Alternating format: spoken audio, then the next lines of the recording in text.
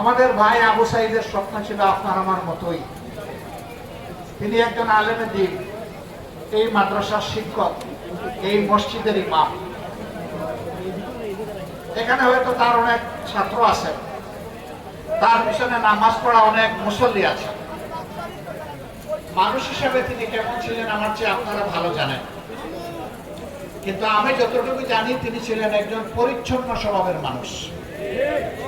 তার আজীবনের লালিত স্বপ্ন ছিল বাংলাদেশের প্রিয় জমিনে কোরআনের শাসনটা কায়েম হবে। সমস্ত কাজকর্ম ফেলে আপনারা আমাদেরকে ভালোবেসে এখানে এসেছেন। আমি 100% বিশ্বাস করি এই ভালোবাসা কোনো ব্যক্তির জন্য নয়, এই ভালোবাসা আসমান জমিনের মালিক আল্লাহ সুবহানাহু ওয়া তাআলার জন্য। ওরে মওলা, তুমি আমাদের এই ভালোবাসাকে কবুল করে নাও। তুমি ভালোবাসাকে কবুল করে এই ভালোবাসা জান্নাত পর্যন্ত পৌঁছে দাও। দুনিয়ায় যেভাবে এই ভালোবাসার বন্ধন তুমি আমাদেরকে আবদ্ধ করলে তোমার প্রিয় মায়ার জান্নাতে সেইভাবে আমাদেরকে একত্রিত করে দিও। আমাদের ভাই আবু সাইদের স্বপ্ন ছিল আপনার আমার মতোই। তিনি একজন আলেমে দ্বীন, এই মাদ্রাসার শিক্ষক, এই মসজিদের ইমাম। এখানে হয়তো তার অনেক ছাত্র আছেন, তার পিছনে নামাজ পড়া অনেক মুসল্লি আছে।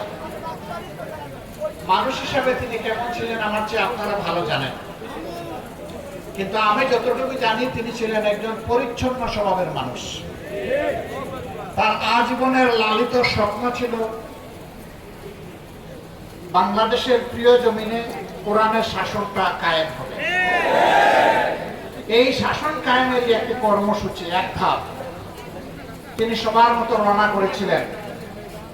যে রব্বুল আলামিন তাকে জীবন দিয়েছিলেন মায়া করে, সেই রব্বুল আলামিন তাকে তুলেও নিয়েছেন মায়া করে। আমরা অসন্তুষ্ট হওয়ার কোনো সুযোগ নেই। হে আসমান জমিনের মালিক, তুমি সাক্ষী থাকো, তোমার ফয়সালার উপর আমরা 100% সন্তুষ্ট।